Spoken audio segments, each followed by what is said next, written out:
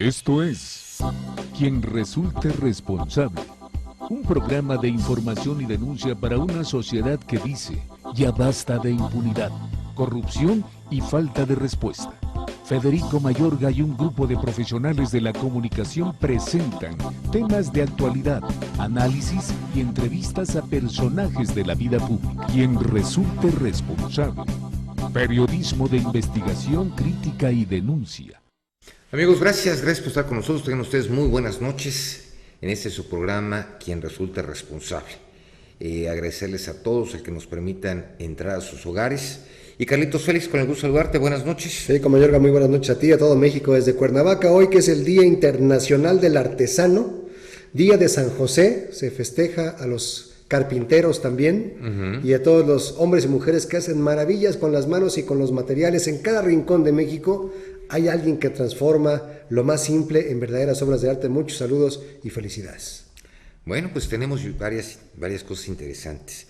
Primero, por fallas de logística, la conferencia que estaba planeada, que iba a dar Carmen Aristegui, obviamente en el Museo de Memoria de Tolerancia, prevista a las 14 horas, fue cancelada. Obviamente los colaboradores de la conductora anunciaron que se daría un mensaje por internet, porque pues hubo más gente de lo que tenían previsto. Sí. Bueno, pues no se dio.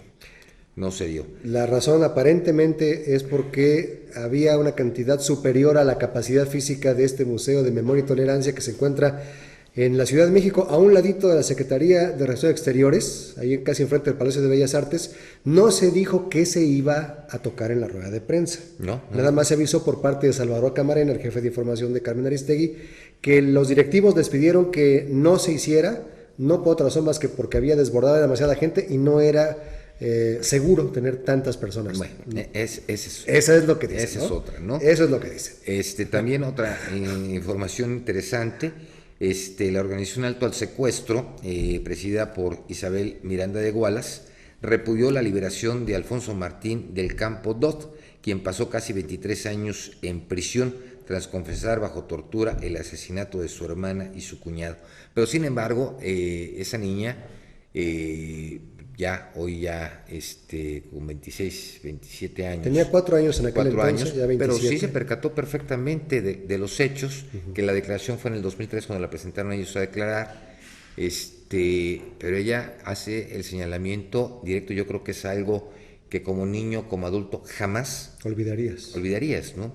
Entonces, sí, realmente sí es preocupante el hecho de que, pues, hubo esa resolución por parte de la Corte, pero bueno, así es. Aquí aplaudimos que se corrigiera una anomalía si verdaderamente, la declaración de culpabilidad fue por tortura. Así es. Pero si los elementos aportados por la niña en aquel entonces, hoy ya mayor de edad, apuntan a una imputación directa. Carlos, pero si es una imputación directa lo que ella está haciendo, en la Corte llegaron una pancarta, llegan los de seguridad y todo. Sí. Entonces, bueno, sí es algo que llama. Ahora está pidiendo seguridad. Hoy está pidiendo que seguridad. Que proteja su integridad porque puede haber represalias del tipo que salió de prisión. Así es. Entonces, pues bueno, se dio esta acción.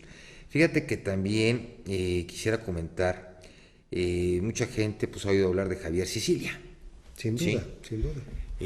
Me llama la atención que varios funcionarios hoy por hoy de la Universidad Autónoma del Estado de Morelos, donde pues hablan de seguridad, de que quieren un país con democracia, ahora estén manejándose con la posición de que lo que no quieren es que la gente vote, que rompa las boletas y que no vote. Híjole, qué pena que den ese tipo de comentarios, porque Carlos, yo creo que si hoy queremos ser conscientes, si hoy queremos cambiar a nuestro país, si queremos cambiar esos 16 estados que vamos a tener elecciones, tenemos que hacer un voto consensuado.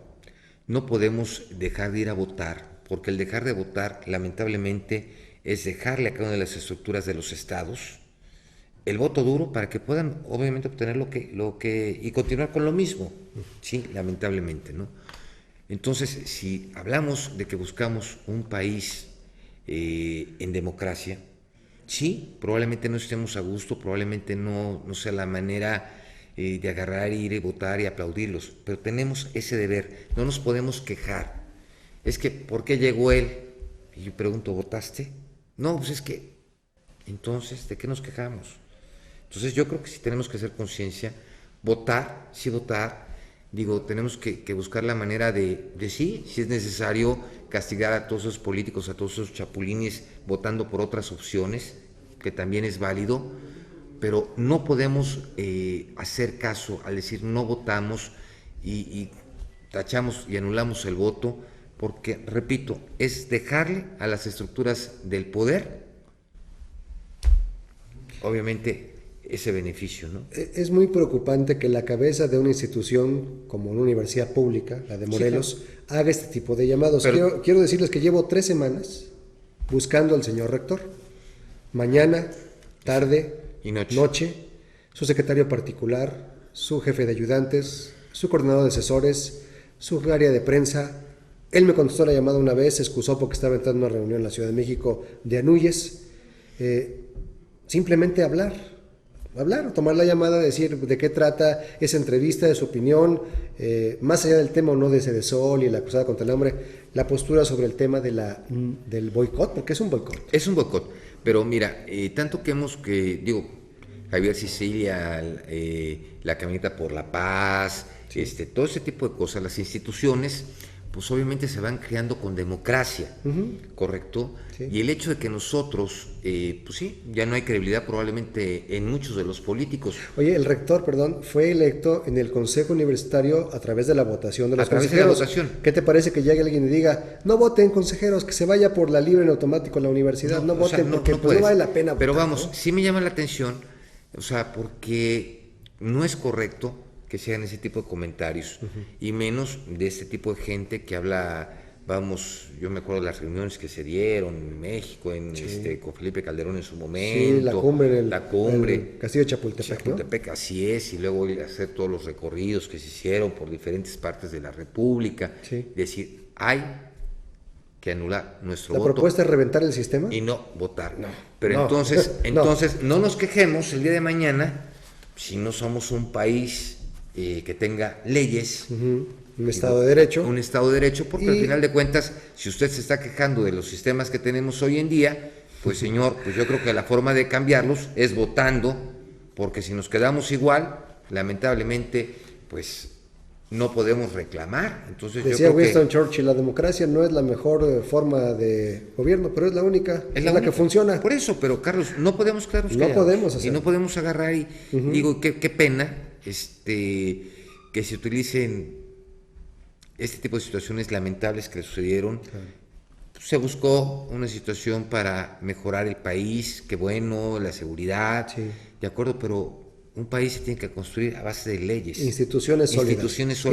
Y esas instituciones sólidas, pues lamentablemente o afortunadamente, pues tiene que haber votación para que haya quien los designe. Claro. Aquí no tenemos un sistema como en Estados Unidos, donde la ciudadanía va a votar por su sheriff, va a votar por su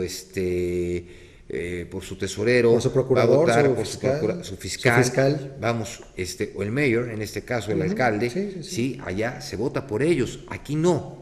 Entonces yo creo que aquí tenemos que votar por la cabeza, en este caso, que la gente decida. Si se decide quitar a los viejos políticos, poner gente externa, bueno, seremos nosotros los que vamos a decidir, y sabemos, puede haber A, puede haber B y puede haber C, pero tenemos que enfrentarlo, y si no lo enfrentamos, nunca vamos a poder comprobar si tenían la razón o no la tenían la razón, pero lo que no podemos hacer es quedarnos sentados criticando sin proponer. Vamos, ¿te parece, a las noticias nacionales? A ver cómo anda el país. Caso Iguala debe ser desaparición forzada, pide la Comisión Interamericana de Derechos Humanos. El grupo interdisciplinario de expertos de la Comisión Interamericana de Derechos Humanos solicitó al juez de la causa reclasificar los delitos de delincuencia organizada y homicidio por la desaparición forzada para los detenidos por el caso de los 43 normalistas desaparecidos de Ayotzinapa.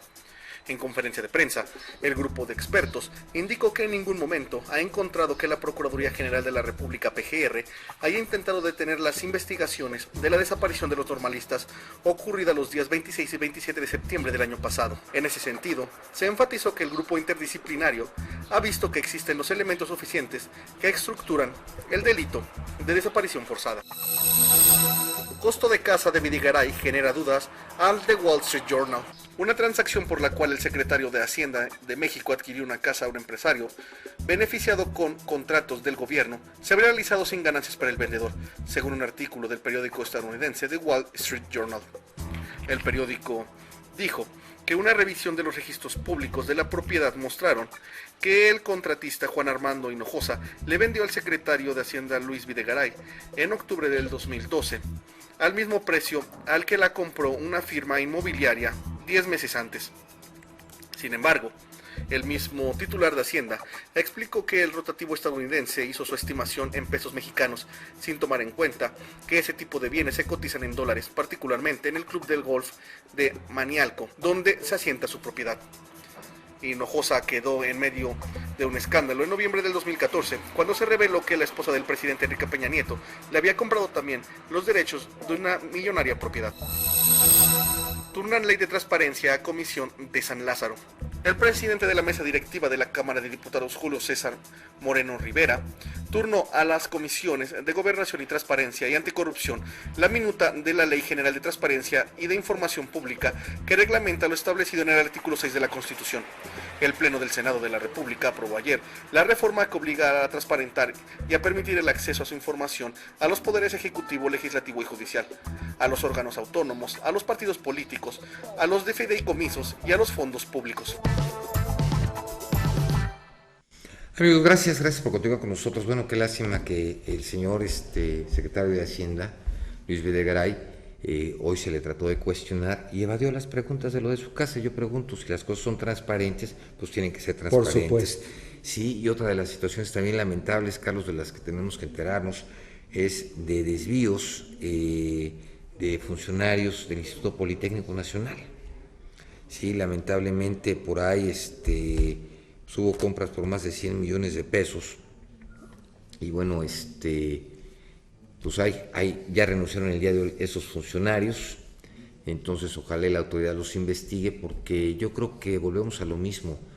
Esto no es de los partidos políticos, porque no hay uno que se salve.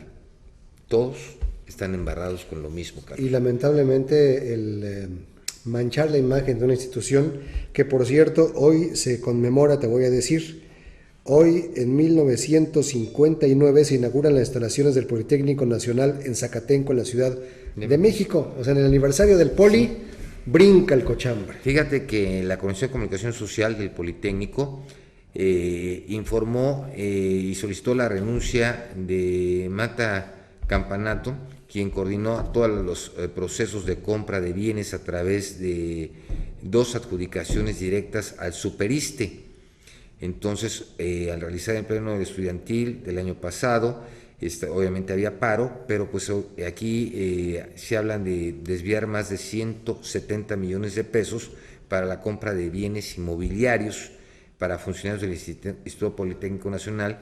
Crearon documentos apócrifos, sí, y falsificaron estos documentos, solicitaron a la Dirección de Recursos Financieros, al Instituto, el pago de trámite para estos recursos, el pago de los artículos fantasmas, porque aparte nunca fueron entregados. Entonces yo creo que aquí pues no nada más es solicitar las renuncias, darle vista a la autoridad competente, claro, en este caso la Procuraduría General de la República, y bueno, deslindar responsabilidades y la persona que tenga que pues en este caso responder responda ante la autoridad competente, que se le dé vista a la Contraloría, sí, a la Auditoría Superior de la Federación, a la Contraloría, a todas las autoridades, ¿no? Para que obviamente vayamos limpiando contra quien resulte responsable. Así es. Vamos a un corte y continuamos. Ayúdenos a dar con quien resulte responsable. Participe con sus comentarios en nuestro correo de voz. Síguenos en Facebook y en Twitter, @QRRTV, y en nuestro correo electrónico, quien resulte responsable, @hotmail.com. Regresamos a quien resulte responsable. Síguenos en Facebook y Twitter. Correo electrónico quien resulte responsable @hotmail.com. Amigos, gracias por continuar con nosotros aquí en su programa Quien Resulte Responsable. Pues es muy interesante.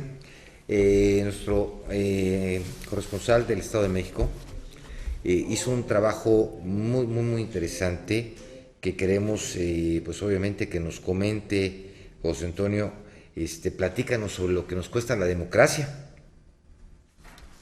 Adelante, José Antonio. Un enorme a ti y a tu auditorio que nos acompañan en KW Televisión, y pues sí, con gusto te platico que en estos días tuvimos la oportunidad de platicar con el licenciado Pedro Zamudio Godínez, quien es consejero presidente electoral, el cual amablemente nos recibió en las instalaciones del Instituto Electoral del Estado de México, y pues platicamos acerca de una pregunta que tenemos que hacernos todos como mexicanos, ya que estamos próximos a estos comicios electorales el 7 de junio, sobre el costo de la democracia en México, pero sobre todo cuánto nos cuesta no votar.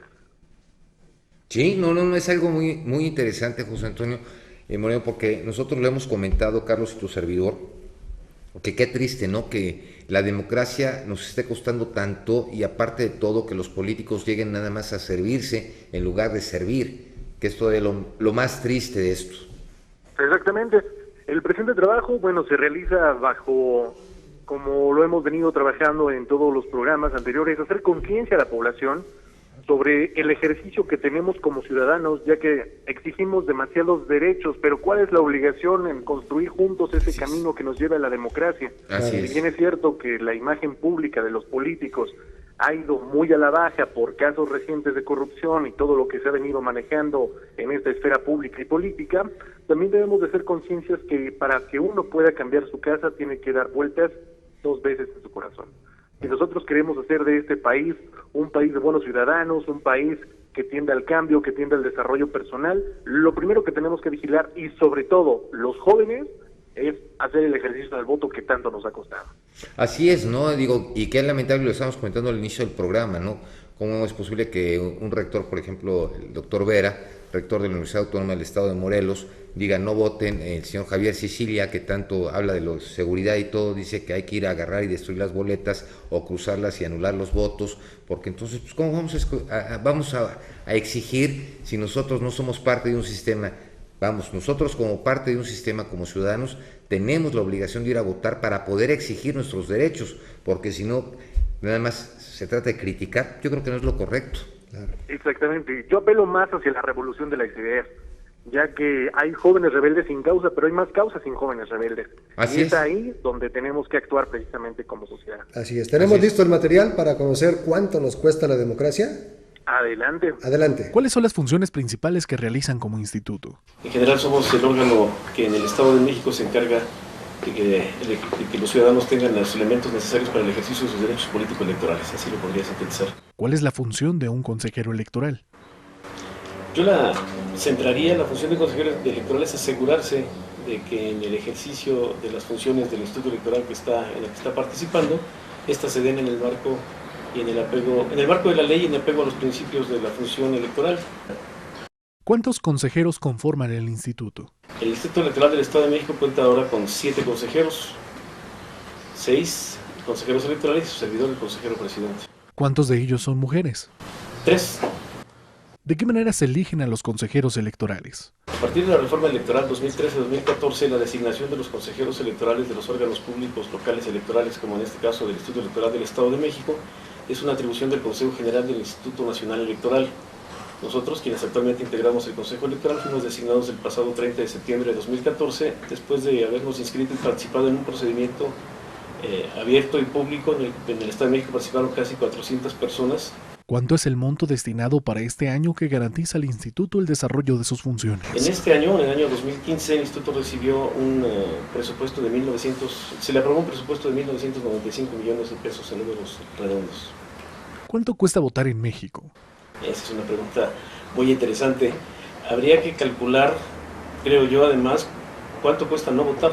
Es un dato importante. Monetariamente hablando, ¿cuánto cuesta votar? No tengo idea, ahorita no te puedo dar una cifra. ¿Cuánto cuesta la impresión de boletas? En este momento el Instituto Electoral del Estado de México está realizando los procedimientos adquisitivos para la impresión de las boletas. Es un tema importante, que uno que lo menciona, porque eventualmente, si nuestra queja como ciudadanos es el costo, el dejar esa boleta sin utilizar es hacer el gasto todavía más oneroso. ¿Cuál es el costo de la credencial de elector? Ese es un tema del Instituto Nacional Electoral, no tengo el monto. ¿Desea invitar a la ciudadanía a poder ejercer su derecho al voto? Estoy convencido de que la participación ciudadana es origen de la solución de nuestros problemas, y en este caso la participación ciudadana en las elecciones es fundamental. Tenemos que ejercer un voto libre, razonado, tenemos que asegurarnos de que las personas que estamos eligiendo son aquellas que nos ofrecen las mejores perspectivas para el desarrollo de nuestras comunidades, de nuestros municipios, de nuestras entidades. Entonces el consejo del servidor sería: acerquémonos a la información, asegurémonos de estarla recibiendo, cuestionemos, participemos votando y después dándole seguimiento a los que elegimos para asegurarnos de que cumplan con las obligaciones que asumieron con nuestro voto. Para quien resulte responsable, José Antonio Moreno. Gracias por continuar con nosotros aquí, quien resulte responsable, José Antonio. Pues muy interesante, pero todavía más interesante el hecho de que el presidente consejero no tenga obviamente el costo de lo que cuesta. Digo, no sabe cuánto cuesta una credencial de elector, cuánto nos cuesta este proceso en democracia. Entonces es bien importante, y yo creo que sí sería algo muy interesante saber lo que nos cuesta, José Antonio, realmente una credencial de elector, lo que nos cuesta realmente el no votar, porque imagínate, si están hablando que recibieron 1.900 millones de pesos, más aparte cada uno de los estados de las 16 demarcaciones que van a tener elecciones, los 16 estados, imagínate lo que cuesta, obviamente las boletas electorales, las credenciales de elector, ¿sí? Y obviamente también el hecho de que no se vote. Y si le sumas a ese presupuesto de cada uno de los estados, más los 5.900 millones de pesos que se están dando para estas, obviamente para estas elecciones, es una millonada lo que cuesta la democracia. ¿Tú tienes alguna información, Carlitos? Sí, cómo no, mira, a pesar de que uno de los objetivos que recurrentemente se han esgrimido para la reforma electoral en México, los candidatos independientes, la iniciativa popular, el referéndum, las formas de financiación, regulación de precampañas, materiales ecológicos en todo lo que hacen de gallardetes, lo cierto es que México se mantiene como la democracia más cara de América Latina. Así es. Con este parámetro del costo por voto, el país, o sea México, está 18 veces arriba del resto del continente. Que aquí en nuestro país, por ejemplo, cada voto nos cuesta entre la credencial de elector, las mamparas de los institutos electorales, la tinta indeleble, todo el proceso, 17.24 dólares. 17 dólares por persona, ¿no? 17 dólares lo que nos cuesta votar. ¿Cuánto crees que cuesta en Argentina? 41 centavos. 17 dólares con 20 centavos en México, 40 centavos de dólar en Argentina. Es impresionante, es impresionante. Sí, de hecho, bueno, el estudio que refiere bien ahí nuestro panelista es un estudio que realizaron en el 2009, y esto estamos hablando de cifras del 2009. Para este año se estima que el voto promedio esté entre 250 y 400 pesos. ¿Qué es lo que hace que el voto aumente? Bueno, lo que hace que el voto aumente dentro de la democracia, y por qué no se tiene el precio fijado según palabras del consejero electoral, bueno, es que esto pertenece directamente al INE. Misma solicitud que se ha referido, y estamos a la espera de su respuesta, y aprovechamos la pantalla para decirles que con gusto les damos el micrófono para que nos expliquen este proceso, cuánto cuesta votar, cuánto cuesta la credencial de elector, quién y qué costo van a tener las boletas electorales, porque hay algo que se estaba manejando en anteriores elecciones, no sé si recuerden, dentro de esta parafernalia que se realizó con Marta Sagún y el escándalo de las boletas. Así es. Entonces, eso para nosotros es de suma importancia, porque de ahí se desprenden pues varias armas que ya conocemos de la vieja escuela de la política en México, que estamos seguros que en estos comicios electorales serán bien respaldados por nuestras dirigencias, pero sobre todo por las instituciones que respaldan el voto. Así es. Pues José Antonio Moreno, corresponsal en el Estado de México, muy interesante tu reporte, y ojalá las autoridades te respondan, porque sí es importante saber el costo real de lo que nos va a costar 2015 el votar y cuánto cuesta la elección para cada uno de los ciudadanos, ¿no? Ya hay datos del 1 de julio, donde el padrón electoral del IFE en 2012 dividió la cantidad de votantes por el costo nominal de cada voto, subió a 200 pesos, pero si votaron 50 millones de mexicanos, según el cómputo distrital, el costo subió en el 2012 a 317 pesos por cada votante. 317 pesos es lo que cuesta. Cifras de las últimas elecciones. De las últimas elecciones. Pues hay que ver cuánto cuestan credenciales de elector y cuánto todo, porque acuérdate que se modificaron, entonces pues, sería muy interesante. Pues José Antonio, ¿algo más que gustes agregar? De momento no, vamos a darle seguimiento a nuestra solicitud de información que realizamos ante el Instituto Nacional Electoral y pues esperando su respuesta para preparar ese reporte que a muchos de nosotros y sobre todo a los mexicanos que ya tenemos edad para votar nos interesa. Perfecto, José Antonio, saludos a todo el Estado de México. Muchas gracias, saludos a todos por ahí y que tengan una excelente Buenas noches. Gracias. El pastel, 5.356 millones de pesos para estos comicios intermedios. 5.356 millones de pesos. Por eso, y no votar. Y no hay confianza, no hay credibilidad y están invitando a no votar, Imagínate. Tenemos nuevamente al licenciado Alejandro Chávez Carmona. Licenciado, con gusto saludarte, buenas noches. Gracias, igualmente. Bueno, noches. pues hoy tenemos un tema que yo creo que es algo que a toda la República Mexicana nos llama la atención, la profesionalización de los cuerpos policíacos. Porque esa falta de profesionalización de los cuerpos policíacos trae abuso de autoridad, trae impunidad, trae policías buenos, policías malos. Lamentablemente también muchos cuerpos policíacos están muy mal pagados, mal preparados. Hay gente que, pues digo, no tenemos una policía de primer mundo, sí tenemos un sistema de primer mundo con muchísimas carencias. Empezamos por los servicios periciales, los cuerpos policíacos, pero ¿qué se tiene que hacer para profesionalizar la policía? Con la llegada otra vez de este nuevo sistema de justicia acusatorio, se le dieron obligaciones a los estados y a la federación respecto de la intervención de los policías. Hoy el policía no es el mismo policía que teníamos en el sistema inquisitivo. El policía de hoy es más activo, tiene responsabilidades más amplias y aparte... Sí, pero no. Y aparte son especializadas. ¿Como cuál? Es una obligación. Sí, de veritas. La ley así lo dice. No. Pensamos ¿La ley no es letra muerta? Parece, pero la ley así lo dice. Por eso. Y lo exige. El nuevo sistema lo exige. ¿No es letra muerta? En el momento pudiéramos pensar que se está muriendo. El policía tiene la obligación de entrevistar a las personas que participaron en un hecho. Testigos, víctima, hasta imputados si quiere ser entrevistado. Tiene esa obligación, esa responsabilidad. Y si quiere declarar de acuerdo al nuevo Código de Procedimientos. Es el primer contacto, sí. ¿no? La policía. Pero si no saben preservar la escena del crimen. Tiene la obligación de preservar. Pero si no saben lo que es preservar. Tiene la obligación de procesar la cadena de custodia. Si detiene una persona, tiene la obligación de leerle sus derechos. Eso es lo que tenemos que solucionar. Y no lo hace. Pues no. Y luego, ¿por qué decimos que los jueces son corruptos? Si Por va viciado, los problemas si va viciado de origen, previos, pues obviamente el juez, en pleno uso de las facultades jurídicas y de la legalidad, otorga las libertades.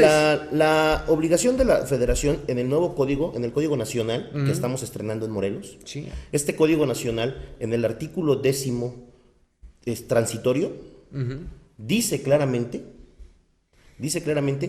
que a la llegada o la entrada en vigor del nuevo Código Nacional, los estados y la federación, donde se estuviera practicando el nuevo sistema, tendrían ya la obligación de mantener un cuerpo de policías de investigación. Sí, pero a ver... Previo a la profesionalización de todos. A ver, yo le quiero... No lo tienen. A ver, licenciado. Dígame. No lo tienen, pero no lo tienen en la mayoría de los estados, ¿eh? Así es, en la mayoría. En la mayoría de los estados es nulo. Yo pudiera decir que en todos. Bueno. No lo tienen. Mire, hay estados que se están preparando bien. Digo, por ejemplo, tienen algunos cuerpos interesantes. En Chihuahua, en Monterrey, digo, están trabajando, de alguna manera mejor. Claro. Están siendo bien, o sea, no mal pagados, pero hay policías, en este caso investigadores ministeriales, lo que era antes la policía judicial, que obviamente son mal pagados. Estamos viendo en las pantallas muchas veces el uso de la fuerza excesiva, muchas veces cómo actúan. Aquí hay dos posiciones, que ya todos los ciudadanos pues somos unos más de los que estamos viendo, porque tenemos cámara, podemos ver en qué momento se tiene que utilizar la fuerza. Hay simplemente, por no utilizar lo que se tenía que hacer, el delincuente se escapó. Así es. ¿Sí? Y las habilidades... O los excesos, cuando ven a los manifestantes como en Puebla, como en Ciudad de México. Ciudad de México, sobre todo en Puebla, ¿no? Con las las balas de goma, ¿no? Por eso es importante que la capacitación, la profesionalización, sea un tema serio tomado por los estados. Miren, ¿qué pasaría? Se le mete mucho dinero, los gobiernos invierten mucho dinero En sus capacitación, bolsillos. en capacitación, se supone.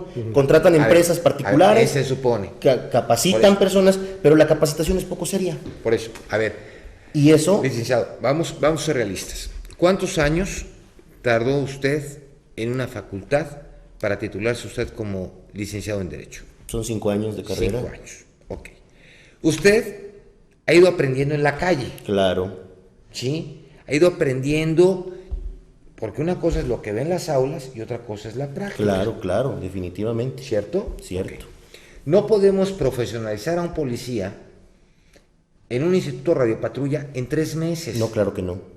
¿Correcto? Claro que no. No podemos profesionalizar a un policía ministerial si hoy lo manda usted a prepararse en homicidios y mañana lo manda a robo de vehículos. Claro, también. Y si después de robo de vehículos lo manda a delitos sexuales. O sea, desde ahí está viciado. Ya tenemos un problema grave. Punto. ¿Qué pasa? Si realmente existiera una academia nacional donde todos los estados de la República, ¿sí?, mandaran a su personal a capacitarse mínimo 1 año y de ahí prepararlos para agentes de tránsito y de ahí ir escalando a policía investigador. Claro. ¿De acuerdo? Sí es un proceso. Una carrera policial. Una carrera policial como tal. Sí. Pero, Carlos, esto yo creo que en lugar de estar gastando tanto dinero en otras cosas, es esto lo que se tiene que hacer. Esa es mi opinión personal. No sé la suya, la tuya, la del auditorio, pero de la manera que cada estado esté manejando sus propias academias, vamos, sigue estando viciado. Dista mucho, sí. Dista mucho. Es como hacía anteriormente la Policía Federal de Caminos. 2 años eran, ¿no? 2 años. 2 años. Y te ibas, la última era la de San Luis Potosí. Sí. Y obviamente ibas a prácticas, te mandaban, pero vamos. Ya en campo, ya ibas con una gente de más experiencia, veterano. Claro. Todo. Porque vamos, hoy por hoy tienes que tener gente preparada para en cibernética, vamos, una policía científica. Claro. ¿De acuerdo? Y el hecho de cómo vas a lograr esa policía científica, pues digo, obviamente es preparándose, invirtiendo realmente en cursos, porque además hay otra cosa. A mí me da mucha risa cuando hablan de que nos estamos gastando tanto espérame, tú hablas a cualquiera, puedes hablar a Alemania, puedes hablar a Estados Unidos, puedes hablar a Israel, y les pides el apoyo por medio de la embajada y te mandan gente para que prepare la tuya. Mira, y no te cuesta. Hace unos días aquí, el 8 de marzo, instructores de Israel, Colombia y Estados Unidos iniciaron la capacitación de elementos de la Policía del Mando Único en Morelos y especialmente en actuación policial, preservación del lugar de los hechos, escena del crimen, en una nueva academia, la Academia Estatal de Estudios Superiores de Seguridad que se encuentra aquí en Alpuyeca. Ya es una carrera, ya no es la academia, ya no era un curso básico de 3 meses, ni de 6. Carlos, es lo se que están dando pasos. Se está caminando, claro que se está caminando. Sí, Carlos, pero vamos, esto es algo que se tiene que hacer a nivel nacional. Sí. O sea, porque por más que quieras, no puedes mandar a toda tu policía a que se prepare porque te quedas sin policía. Claro. Tiene que ser gradual. Tiene que ser gradual, pero bueno, lo decimos después del corte. Vamos a un corte y continuamos. Ayúdenos a dar con quien resulte responsable. Participe con sus comentarios en nuestro correo de voz. Síguenos en Facebook y en Twitter, @QRRTV. Y en nuestro correo electrónico, quien resulte responsable, @hotmail.com. Esto es Reporte Morelos en quien resulte responsable. Incendio en la mina de Tzompantle, en Jiutepec, pone en riesgo la salud de las familias. Un incendio ocurrido en la mina de Tzompantle, que también sirve como basurero, pone en riesgo la salud de 200 personas que se encuentran alrededor en sus viviendas, debido a que lleva un día y medio sin poder sofocarse, lo cual genera que el humo sea respirado por las familias que se encuentran a su alrededor y puedan ser intoxicadas. Poco ha servido los esfuerzos de Protección Civil Municipal de Jiutepec, al igual que los bomberos de Cibac, debido a que a pesar de que han intentado sofocarlo, el calor que está dentro de la basura provoca que se vuelva a incendiar, por lo que solicitaron la ayuda de los bomberos del municipio de Zapata. Sin embargo, estos han hecho caso omiso. El director de Protección Civil de Jiutepec, Francisco Barona Telles, hizo un llamado al gobierno del estado para que los ayuden a sofocar el incendio lo más pronto posible y así evitar que se propague en más hectáreas de basura que se encuentran en el lugar. Para quien resulte responsable, informó Roberto Becerril. Esto fue Reporte Morelos, en quien resulte responsable. Amigos, gracias por continuar con nosotros. Aquí platicando Yo con quiero el licenciado proponer Alejandro Chávez Carmona. 3 puntos. El primero. ¿Y el segundo? Y luego el tercero. O empezamos por el tercero. No, el que quieras, Carlitos. O por el segundo, que es de la mitad. Ha habido serios problemas, serios, para que la gente, los jóvenes, respondan a las convocatorias. Les ofreces sueldo base amplio, seguro de vida, capacitación, no están respondiendo. Carlos, para invitarles a que que no? aprendan y abracen Carlos, la carrera policial no? por el descrédito que hay, Mira, el riesgo Carlos, desmedido. Carlos, hay dos cosas. Es un fenómeno interesante. Sí, mira, yo creo que ese fenómeno se da porque también hay dos cosas que son importantes. Hoy el policía no tiene garantías, Carlos. Así es. Vamos a ser realistas. Sí. Como existe el policía bueno, porque yo Sí creo hay. que, Sí hay hay. muchísimos policías buenos que, simplemente salen de casa, no saben si van a regresar, van a arriesgar su vida por 5 o 6 mil pesos. Sí. Y lamentablemente muchas veces mueren en el cumplimiento de su deber. En algunas ocasiones tienen un seguro de vida de 250,000 pesos.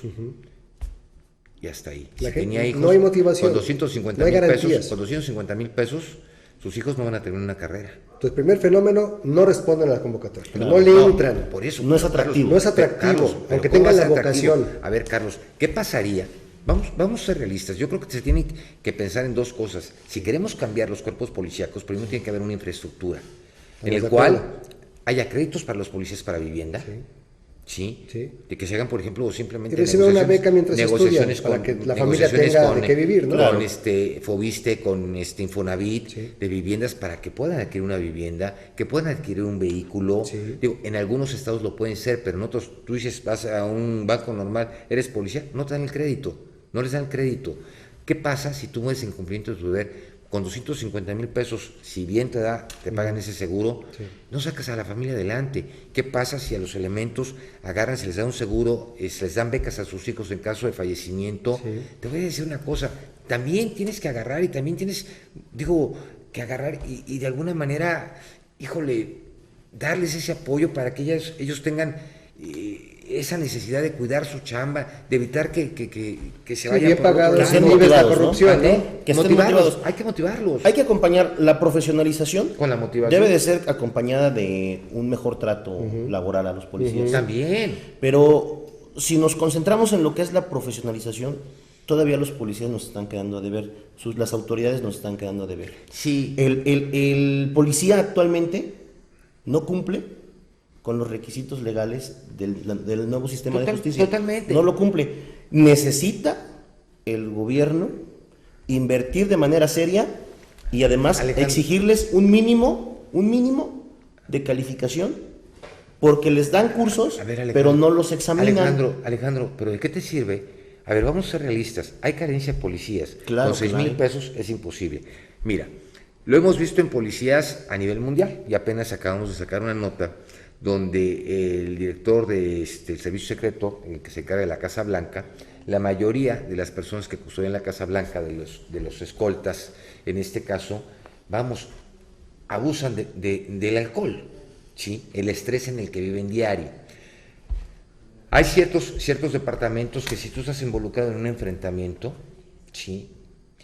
En ese momento agarran, te mandan a una psicoterapia, te mandan al psicólogo, para que obviamente ese estrés y todo eso lo saques, para que puedas regresar a cumplir. Pero aquí con son tus turnos de funciones. 24 por 48. O de 48 hasta las que sean necesarias. Sí. Entonces, si realmente queremos una profesionalización de cuerpos policíacos, ¿qué pasa? Si se legisla sobre las obligaciones de cada uno de los estados para que todos esos cuerpos policíacos cada 8 meses, cada año sean reevaluados psicológicamente, olvídate del examen de control y confianza. El estrés en el que viven ellos diarios, en una persecución, en un asalto, ese estrés. Problemas familiares. Todo. La mayoría de los policías ¿Tú has escuchado tienen que un problemas policía reciba un curso de adiestramiento de manejo evasivo a la defensiva o persecución? No existe como tal. No. Bueno, en algunos casos muy especializados. Otros aprenden a manejar con las patrullas. Otro punto, y luego la chocan y luego salen volando porque no están. El doctor Conato dijo una cosa bien interesante que no es colgarse medallas. En su tiempo en la Fiscalía, antes Procuraduría, se llevó a cabo un programa de acondicionamiento físico. Fíjate, tan simple como eso. El policía obeso, con sobrepeso, lo comentaste. No podía, pues hombre, ni consigo mismo, mucho menos con los demás, Claro. ¿no? Luego, defensa personal y luego técnica de sometimiento. Claro. Se compró un stand de tiro virtual como que tiene el FBI en Los Carlos, Ángeles y el SWAT. ¿Sabes cada cuándo lo usan? Desconozco, pero ahí está la infraestructura, ahí estaba el programa. Eso, pero Carlos, el problema, Se desechó el después. problema, mira, Se desechó. el hecho que esto se legisle y se haga a nivel nacional. Sí, así debería ser. Ya no hay la posición de que, porque llegó el señor, lo que hizo Federico no sirve. Sí. Luego se va el señor, Borrón. no, lo que hizo Y Alejandro. el último punto, vamos, último punto, tercero de 3, 2, 1. Santiago Pérez Rincón, ¿te acuerdas? Era director de la Academia de Policía en Morelos, era un general, un hombre muy preparado, con una vocación a prueba de fuego. Y le dije, oiga, mi general, ¿qué onda con la policía? Me dice, aquí salen muy bien preparados, me decía el general. Afuera se me descompone. Esa es la respuesta. Dice, ya no hay seguimiento, ya no hay actualización. Carlos, pero volvemos allá es a lo donde mismo. agarran las mañas, Carlos, donde ya lo que aprendieron lo echan a la basura. Carlos, sí, pero también hay una cosa, mira, yo creo que todos nos alquilamos por algo. Sí. ¿Sí? Sí. Lamentablemente la falta de capacitación, la falta de preparación, la falta de estímulos, porque también la policía tienes que decirle, oye, Claro. estás bien, Vas a mejorar tu estás sueldo, mejorando, tu mando, o sea, ¿no? estás mejorando. Claro. Digo, qué bonito que se les haga su reconocimiento por el mejor policía del mes. Claro. Qué bueno, vamos, para ellos es importante el que les regales un diploma por ser sido el policía Pero del un mes. dinerito, ¿no? Carlos, fíjate que muchas veces ya no es eso. El reconocimiento apapacho. público. Sí. El que agarre y pueda llegar con sus hijos. Un ascenso. Hoy me entregaron mi reconocimiento como policía del mes. Sí. Yo me acuerdo que hace muchos años había un decálogo del policía. Sí. Es un decálogo muy bonito. Sí, y hoy la gente desconfía de los cuerpos policíacos. Pero Entonces no hay policía profesional en México. No la hay, y aparte está alejada de la sociedad. Así. Necesitamos Ya le regresar a la corres, ¿no? policía. Ya no recurres a ellos. Necesitamos regresar a la policía. a la policía de barrio. Tenemos que socializarla. Tenemos que hacer que nuestra policía sea parte de la sociedad. No la podemos ver como es un que es ente parte ajeno. de la sociedad. Es que estás viendo, detienen al jefe de tal célula, ex policía. Detienen al líder de no sé qué agrupación, policía, en activo, pero en la noche otra cosa. Carlos, los exámenes de control y confianza No funcionan. vamos, No sirven. no funcionan. Vamos, tan es así que vamos, en Estados Unidos ya ni siquiera los utilizan. Y vamos, y está aprobado. Pero bueno, hay mucha gente que tiene conocimientos. Digo, el policía viejo ha aprendido en la calle. Claro. Tiene experiencia. Sí. Que el joven, por más capacitado que tenga para dar una cátedra, no sabe lo que sucede en la calle. Pero, por ejemplo, hoy el policía necesita tener conocimientos de entrevistador. Claro, pero Sí. te voy a decir Y no una los cosa. No de interrogatorio, No, claro. de entrevistador. pero te voy a Tortura, decir- ¿verdad? pero no, Y pero te no voy a los decir una tiene. cosa. No, pero ¿qué pasa si tú haces un equipo? Porque las vivencias que tuvo uno, hay algo que nunca vas a poder comprar en un aparador: los años y la experiencia. Claro. Sí. Esas no Buena se y cobran. mala. Claro. Buena y mala. Pero ¿qué pasa si de esa experiencia buena, sí, sacamos lo positivo? Tenlo por seguro que va a ser interesante. Oye, me está acordando ahorita que Morelos ha tenido la fama, ¿no?, de haber tenido al frente de corporaciones a los mejores policías de México. Y así nos ha ido. Vamos a la pausa. Vamos a la pausa y continuamos. Ayúdenos a dar con quien resulte responsable. Participe con sus comentarios en nuestro correo de voz. Síguenos en Facebook y en Twitter, @QRRTV. Y en nuestro correo electrónico, quien resulte responsable, @hotmail.com. Regresamos a quien resulte responsable. Síguenos en Facebook y Twitter. Correo electrónico quien resulte responsable @hotmail.com. Esto es Reporte Morelos en quien resulte responsable. Comuneros cerrarán la zona arqueológica de Xochicalco durante equinoccio de primavera. Este día, durante una conferencia de prensa realizada por comuneros de Miacatlán y Tectlama, anunciaron que el próximo 21 de marzo día del equinoccio de primavera, cerrará la zona arqueológica de Xochicalco en búsqueda de que el gobierno federal finalmente destine 390 millones de pesos para el pago de 707 hectáreas que ocupan las ruinas. El conflicto que revive cada año durante la llegada del 21 de marzo, cuando la ciudadanía, por tradición en México, acude a las pirámides a cargarse de energía, los comuneros aprovecharán que varios turistas pretenden llegar a Xochicalco para amenazar con cerrar y hacer presión para el pago de sus tierras, que están en resguardo del INAH desde hace 20 años, pero los comuneros señalan que para ingresar se cobra al igual que para realizar espectáculos de luz y sonido y se tiene 2 tiendas de artesanías, de las cuales no se obtiene ningún recurso para la comunidad. Por eso, desde hace varios años, decidieron buscar la indemnización. En el año 2010, el entonces secretario de Educación, Alonso Lujambio, instruyó al director del INAH que se pagaran las 707 hectáreas. Sin embargo, esto no se hizo, por lo que los comuneros dicen se ven obligados cada año a bloquear para hacer público su problema. Para quien resulta responsable, informó Roberto Becerril. Esto fue Reporte Morelos, en quien resulte responsable. Amigos, gracias por continuar con nosotros aquí en su programa Quien Resulta Responsable. Gracias a Pedro Ángel, Ana Bieber, Eleángel Sánchez, Ricardo Costilla, Ingrid, Gonzalo Veras. Buenas noches. Mi pequeño problema es que mi hija tiene 22 años y me demandó una pensión alimenticia, otorgándole al juez el 15% de mi salario. Yo siempre he cumplido con ella. Desgraciadamente, antes de la demanda, mi hija se puso en un plan que no tenía por qué darme ni explicaciones ni de su vida ni de sus estudios. Híjole, don José Ángel, con mucho gusto me reporto con usted y vemos en qué le podemos ayudar. Caso, sí, ¿no? Vemos con qué lo podemos ayudar. Entonces, digo, es lamentable realmente la falta de recursos que hay para los cuerpos policíacos, la falta de garantías que hay para los cuerpos policíacos. Yo me acuerdo, por ejemplo, hace muchos años, en la época de Jan González, cuando estuvo en el Estado de México, posteriormente hicieron el ICEMIN. El ICEMIN era un hospital exclusivo para policías, para los cuerpos policíacos. Sí, vamos, y hoy por hoy hay municipios que ni siquiera tienen seguro social, ni olvídese ya de ISSSTE, ni servicio médico. Entonces, ¿cómo podemos exigir? ¿Cómo le pides que arriesgue la vida?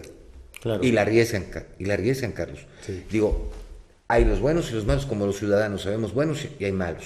Digo, es parte de una sociedad, lamentablemente, por la falta de valores, de estímulos, de lo que sea, ¿sí? Pero si realmente queremos profesionalizar una policía, se tiene que legislar para que esa policía sea nacional, la forma y los procedimientos que se tienen que llevar a cabo y ser bien pagados. Están homologados esos procedimientos. Homologados los procedimientos, también los salarios tienen que ser homologados. No hay policías de primera y segunda. Y además, otra cosa. Si tú agarras, estudias y te superas, bueno, asciendes y tienes más recurso. Y todo, y tu vejez y llegas, ¿no? Que bueno. El tema de que puede ser muy profesional, pasar todos los cursos, tener vocación de servicio, lo mandas a la calle. ¿Y quién les hace el examen? Y las armas de fuego son revólver o escopetas de revolución, los chalecos antibalas caducos. O sea, esa es otra forma de profesión. Una policía profesional debe contar con todo lo necesario, pero ¿no? Hoy por hoy, lamentablemente, los cuerpos policíacos para muchas gentes es un negocio. Es un negocio. Los chalecos, ¿qué pasaría si se juntan todos los estados de la República? Uh-huh. ¿Sí? A ver, Guadalajara, Tijuana, todos los estados de la República. Se tiene que hacer una adquisición de 5,000 chalecos. El costo va a disminuir. Claro. Va a disminuir. La seguridad no es de partidos, no es de colores. Y si realmente buscas profesional la policía... Pero les tumbas el negocio a los estados, hombre. A ver, Carlos. Les tumbas el negocio a los estados. Pues ni modo, con la pena. ¿Mandé? Déjenles algo. Dice, ¿Pero por qué? Pues, de proteger. ¿Pero para qué les dejamos algo? Si ellos cobran. Claro, y bien. Lamentablemente no está repartido como debe ser. Porque muchas veces... ¿Cómo me gustaría que las gentes que están sentadas en un escritorio nada más dirigiendo salieran a la calle a hacer lo que hace el policía, a corretear, a tiempo, lo que se arriesga? O que se rentaran por los 9,000 que le pagan al policía, ¿no? Si son 9,000, porque hay municipios que es más barato. Sí. Entonces, ese es el problema. Entonces, si queremos realmente profesional, se tiene que legislar y tiene que haber una continuidad. Claro. Tiene que haber una continuidad en los proyectos de esto, porque ¿de qué sirve de que usted llegue con unas excelentes ideas que le eche a andar, pero señor, para que termine usted le faltan 2 años o 3 años, y ya cuando terminó, pues, señor, gracias, el que sigue? Sí. Esa es una cuestión muy, muy importante, Y si no la atienden la federación y las entidades federativas, seriamente, nos están llevando a la impunidad total. Un policía que hoy no realiza su trabajo correctamente, profesionalmente, lo que va a provocar es impunidad. Pues si hay fiscales que no trabajan ni siquiera profesionalmente. Bueno, lo sabemos. Digo, por eso, lo sabemos. o sea, volvemos a lo mismo. Sí, claro. Se tiene que Está hacer. detectado el problema, hay que actuar en consecuencia. Sí, claro, pero volvemos a lo mismo, Carlos. A ver, estudiaron una carrera de Derecho, ¿sí? Un fiscal, hay estados que te ganan 8,000 pesos, 12,000 pesos, siendo abogado, teniendo la responsabilidad de una fiscalía especializado. Temas, ¿no? Carlos, dime cuánta gente crees que llegue. No. Digo, hay necesidad en el país, sí, pero también lamentablemente la falta de recursos, de espacios, hay procuradurías que es lamentable llegar a donde declaras, Carlos. ¿Y la Policía Federal sí ha dado ese salto cualitativo y cuantitativo? Sí. No pudiéramos decir que todos están cumpliendo, pero sí tienen profesionalización más interesante. Yo creo que el problema está en lo que don Federico está diciendo respecto de cómo están los policías dispersos. Policías municipales, ayuntamientos que son tan pobres que solo tienen 20 policías. O 5, ¿eh? 5 policías. Patrullas del año del caldo. Patrullas que no sirven, ¿no? Y que tienen que andar empujando, o que se escuchan... Bueno, ¿cuándo? No les dan para gasolina. No hay gasolina. Y cuando hay vehículo, por eso, no hay gasolina y tienes que pedir Carlos, la cooperación. hay estados que agarran y que vayan a cargar gasolina y no les dan para cargar gasolina. ¿Cómo salen los entonces te dan carta blanca para obtener de manera ilícita? ¿Estás de acuerdo? Ese es el problema. O sea, es un círculo, es una cadena de cosas. Con la delincuencia. Entonces, oye, aquí me pagan 4,000 pesos al mes, estos señores me dan 15 y yo nomás tengo que avisar cuando pase por aquí la patrulla de la mañana. ¿Qué harías tú? Y si no aceptas, van contra ti y tu familia. Piso. Entonces, ese es el problema. Ay, complicado. Pero ¿qué pasa? O sea, realmente se tienen que empezar a confiar en los cuerpos policíacos, pero se tienen que dignificar. Y lo tenemos que exigir. Ahora, sí, pero para ello tienen que acercarse a la sociedad. Claro. O sea, no podemos ver al policía como un enemigo, sino como un aliado. Ahora, ya por último, tampoco en otros lados están mejor, que nos consuelo de tontos, ¿no? En Estados Unidos, violaciones a derechos humanos, privación de la vida con fuerza letal. Sí, Carlos. Aunque es más respetado el policía todavía. No, súper respetado. A mí respetado porque aplican la ley. Respetado, Ojalá lleguemos algún día a eso de proteger. Esta escuela superior que acaban de inaugurar en Morelos, creo que es muy importante. Claro. Y puede ser punta de lanza. Puede dar frutos y puede ser modelo a nivel nacional. Que así sea. Ojalá y así sea. Ojalá y realmente sea. Ojalá y así sea. Gracias, nos vemos el día de mañana. Carmona, gracias. Alejandro Chávez Carmona, gracias, nos vemos el día de mañana. Gracias y no deje por favor de mandarnos sus tweets, sus comentarios. Hasta mañana. Buenas noches. Esto fue Quien Resulte Responsable. Periodismo de investigación, crítica y denuncia sin censura. Hasta la próxima, donde continuaremos buscando a quien resulte responsable.